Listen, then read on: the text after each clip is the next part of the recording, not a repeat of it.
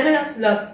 ఈరోజు మన తెలుగు నిధి కార్యక్రమంలో భగవద్గీత తర్వాత ఎంత ప్రాముఖ్యత కలిగినటువంటి ఉపనిషత్తుల గురించి తెలుసుకోవడానికి వచ్చాం. ఉపనిషత్తులు అంటే ఫస్ట్ ఆఫ్ ఆల్ మన మైండ్లోకి ఒక పిక్చర్ వస్తుంది. ఒక పెద్ద రావి చెట్టు, ఆశ్రమం, గురువు, శిష్యులు. ఎంతో జాగ్రత్తగా చెప్తున్నటువంటి గురువు, అంతే వినయ విధేయతతో వింటున్నటువంటి శిష్యులు. సో ఉపనిషత్తులకి, గురువుకి, శిష్యులకి ఉన్నటువంటి సంబంధం ఏంటి? అసలు ఇప్పుడున్న జనజీవనంలో ఉపనిషత్తుల ద్వారా మనం ఏం నేర్చుకోవచ్చు? ఇలాంటి కొన్ని ఆసక్తికరమైన విషయాల్ని మనం తెలుసుకుందాం మన ఆధ్యాత్మికవేత్త రామకృష్ణారెడ్డి గారి దగ్గర నుంచి. సార్ నమస్తే అండి. నమస్తే. చెప్పండి, ఉపనిషత్తులు అనేటటువంటి కాన్సెప్ట్ తీసుకున్నాం మనం ఈరోజు. ఉపనిషత్తులు అసలు ఏంటి? అవి ఉపనిషత్తులు అంటే ఏంటి? మనకి అవి ఎలా చేరువవుతాయి? భారతదేశానికి మన మహర్షులు అందించిన అత్యుత్తమైన కానుక వేదాలు, ఉపనిషత్తులు. 4 వేదాలు, 1180 ఉపనిషత్తులు. దానిలో మనకి 108 ఉపనిషత్తులే ఇప్పుడు దొరుకుతున్నాయి. దాంట్లో 10 ఉపనిషత్తులు వెరీ ఇంపార్టెంట్. ఆ 10 ఉపనిషత్తుల్లో ఫస్ట్ వెరీ ఇంపార్టెంట్ ఉపనిషత్తు ఈశావాస్య ఉపనిషత్తు. ఈశోపనిషత్తు అంటే ఈశ్వరుడికి సంబంధించినటువంటిదా, లేకపోతే వేరే ఏమైనా ప్రాముఖ్యత ఉందా దానికి? ఈశావాస్య ఉపనిషత్తు అంటే ఓం ఈశావాస్యం సర్వం మిదం అనే ఒక శ్లోకంతో స్టార్ట్ అవుతుంది. ఈ దృశ్య ప్రపంచం అంతా, ఈ కదులుతున్న దృశ్య ప్రపంచం అంతా ఈశ్వరునిచే నింపబడి ఉన్నది. ప్రతి అణువులో కూడా ఈశ్వరుడు ఉన్నాడు. ప్రతి పరమాణువులో కూడా ఈవెను ఒక చిన్న గడ్డ అయినా సరే, ఒక చిన్న ప్రతి అణువు, ప్రతి పరమాణువు ఈశ్వరుడితోటే నింపబడి ఉందని ఈ ఉపనిషత్తు తాలూకా పేరు ఈశావాస్య ఉపనిషత్తు. దీన్ని ఎక్కువగా మహాత్మా గాంధీ, మన వివేకానందుడు ఈ ఉపనిషత్తుని సదా ఇప్పుడు చదువుతుండేవాడు. ఎందుకంటే ఈ ఉపనిషత్తు చదవడం వలన అందరూ, ఈ ప్రపంచంలో ప్రతి ఒక్క మానవుల్లో కూడా ఈశ్వరుడు ఉన్నాడు, ప్రతి జీవిలో కూడా ఈశ్వరుడు ఉన్నాడు అనే అనుభూతి కలుగుతుంది.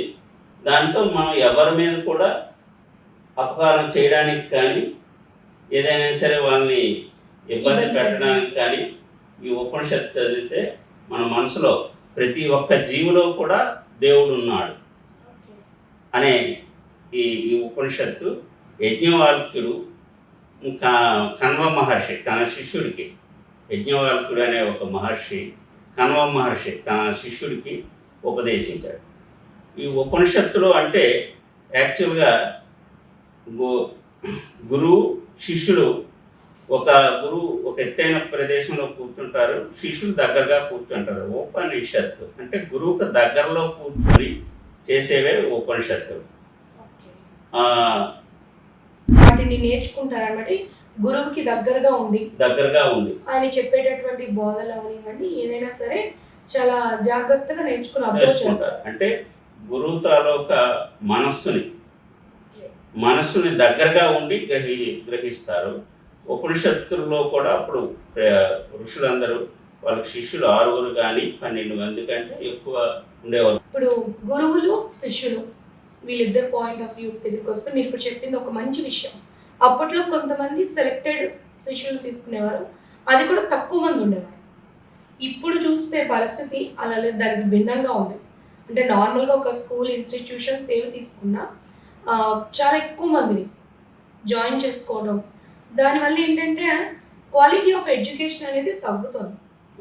యాజ్ యూజువల్లీ ఉపనిషత్తులకి దీనికి లింక్ ఏంటంటే, అప్పట్లో వాళ్ళు చెప్పింది ఏంటంటే మనకి ఎంత తక్కువ మందిని తీసుకుంటే అంత ఎక్కువగా మనం వాళ్ళకి జ్ఞానాన్ని పంచవచ్చు.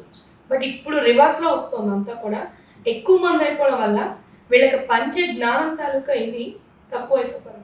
ఈ మాటని మీరు ఎలా అంటే అంగీకరిస్తారా, లేకపోతే వ్యతిరేకిస్తారా?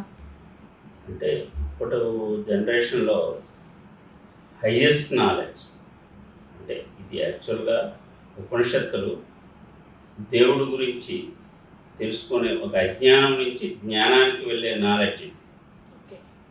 కాబట్టి ఆ రోజుల్లో గురువుకి శిష్యులు చాలా తక్కువగా ఉండేవారు. ఈ రోజుల్లో ఐఐఎంలు, ఐఐటీస్ ఇటువంటివన్నీ ఉన్నాయంటే మినిమం 50 స్టూడెంట్స్ ఉంటారు. ఇప్పుడున్న టెక్నాలజీస్ని బట్టి వాళ్ళని బట్టి ఈ ఎడ్యుకేషన్ ఇప్పుడు ఇవ్వబడుతుంది, హైయెస్ట్ ఎడ్యుకేషన్. ఓకే, ఈ ఈశావాస్య ఉపనిషత్తు భగవంతుడే మనకు అన్నీ సమకూర్చుతున్నాడు.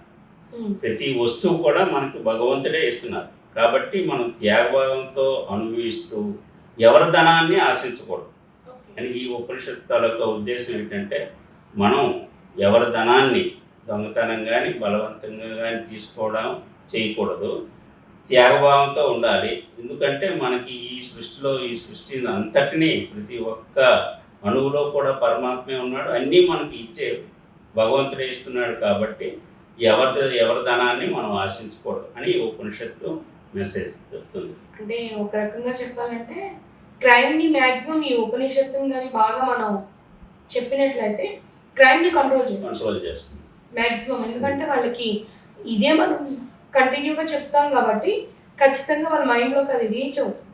మన ఈశోపనిషత్తు తర్వాత కేనోపనిషత్తు అనేటటువంటి ఒక ఉపనిషత్తు ఉంది. దాన్ని అంటే నాకు తెలిసిన నాలెడ్జ్ ప్రకారం కంప్లీట్ సైన్స్కి సంబంధించింది. సైన్స్ ఈరోజు వచ్చింది కాదు, అప్పటి నుంచి ఉపనిషత్తులో ఉంది అనేటటువంటి ఒక చిన్న అభిప్రాయం ఉంది. సో కేనోపనిషత్తు గురించి కొంచెం క్లుప్తంగా ప్రేక్షకులకు వస్తుంది. కేనోపనిషత్తు అంటే మన బాడీ, మన శరీరం గురించి, మన శరీరంలో మనసు, ప్రాణము, ఈ శరీరం ఎలా పనిచేస్తున్నాయి, ఎవరి వలన పనిచేస్తున్నాయి, ఈ కళ్ళు ఎలా చూస్తున్నాయి, మన చెవులు ఎలా వింటున్నాయి, మన వాక్కు ఎలా మాట్లాడుతుంది అనే దాని మీద శిష్యుడు అడిగే ప్రశ్నలు గురువుగారిని అడుగుతాడు. దీనికి అంతటికీ కారణం ఎవరు, అదే మన ఈ శరీరం అంతా ఎలా పనిచేస్తుంది, అదే ఆత్మ. మనలో ఒక ఆత్మ అనేది ఉంటుంది. ఈ ఆత్మే వీటిలన్నిటికీ ఆధారం. మన కళ్ళు పనిచేసినా, మన శరీరం పనిచేసినా, మన ప్రాణం పనిచేసినా ఆత్మే ఆధారం. ఈ ఆత్మని ఎలా తెలుసుకోవడం, ఆత్మ సాక్షాత్కారం. ఈ ఆత్మ జ్ఞానం కావాలనుకుంటే తపస్సు చేయాలి, సత్యవాక్ పరిపాలన చదవాలి, మన వేదాధ్యయనం చేయాలి.